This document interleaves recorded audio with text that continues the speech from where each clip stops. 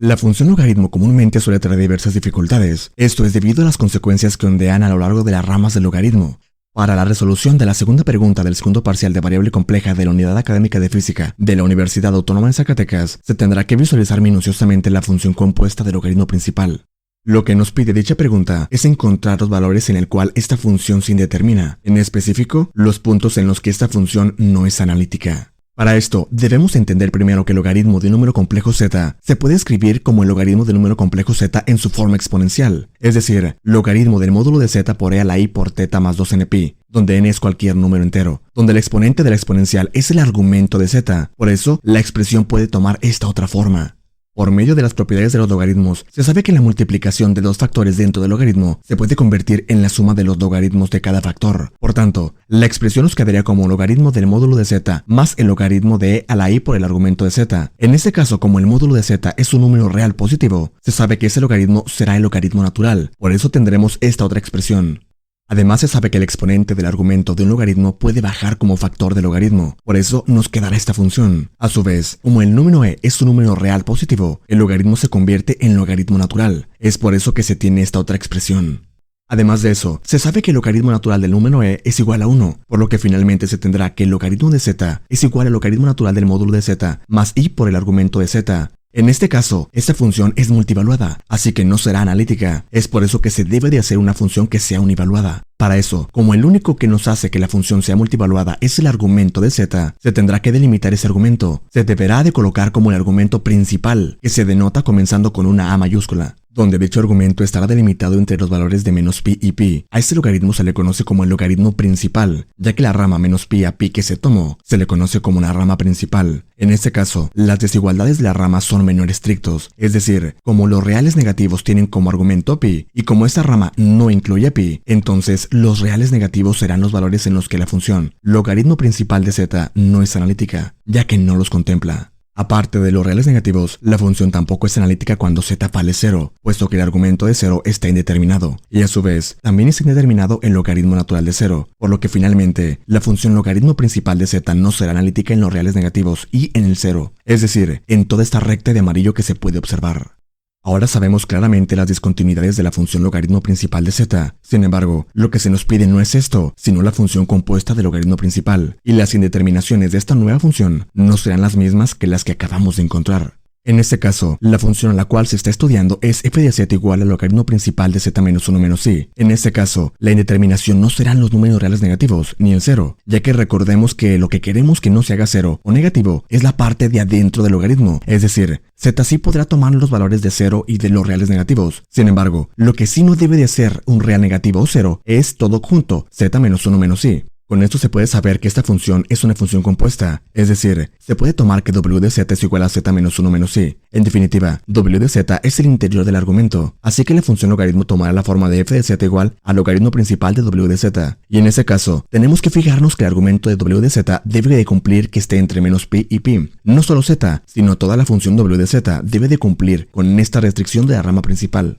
Y para entender esto mejor, vamos a tomar el número complejo z igual a menos 1. Este número está dentro del eje real negativo, así que podríamos pensar que en este punto no está definida la función. Pero si sustituimos este número, tendremos como resultado logaritmo principal de menos 2 menos i, y se sabe que menos 2 menos i no es un número real negativo. Por tanto, en z igual a menos 1, el logaritmo sí está definido para esta función, así que podemos comprobar que los valores con los que se determina la función no son los reales negativos. Entonces, ¿cuáles son esos puntos? Recordemos que los números reales negativos se definen como que la parte real del número complejo es menor o igual a 0, y a su vez el valor de la parte imaginaria debe de ser igual a 0, porque si valiera diferente de 0, entonces no estaría en el eje real. Es decir, el valor de que la parte imaginaria sea 0 es para especificar que se trata de cualquier real, y para especificar que solo son los reales negativos, se colocará que la parte real deberá de ser menor o igual a 0. Se coloca el menor igual para que también esté incluido el 0. Sabemos que z se define como x más y por y, así que si se sustituye ese resultado en la función w de z, se obtendrá que w de z es igual a x más y por y menos 1 menos i. Ahora, si agrupamos los números imaginarios con los imaginarios y los reales con los reales, se tendrá x menos 1 más y por y menos i.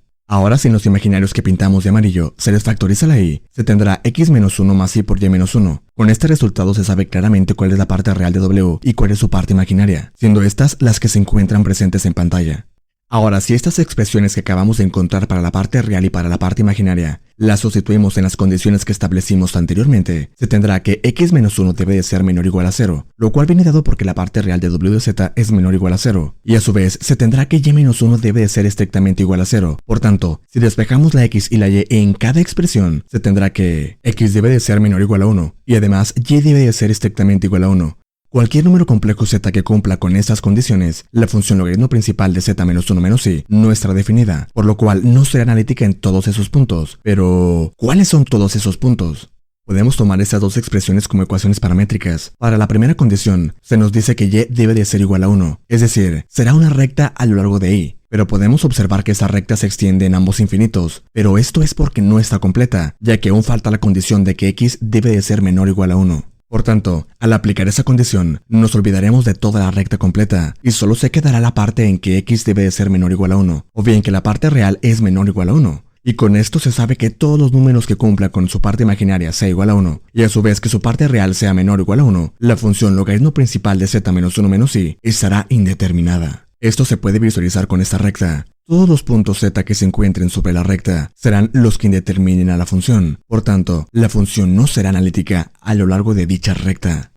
Se va a comprobar lo que acabamos de encontrar en el punto frontera 1 más i. Por tanto, al sustituirlo se tendrá f de 1 más i igual al logaritmo principal de 1 más i menos 1 menos i. Al efectuar la suma dentro del logaritmo, se tendrá logaritmo principal de 0, y dicho logaritmo está indeterminado. También lo vamos a hacer con el punto z igual a menos 1 más i, que se encuentra sobre la recta.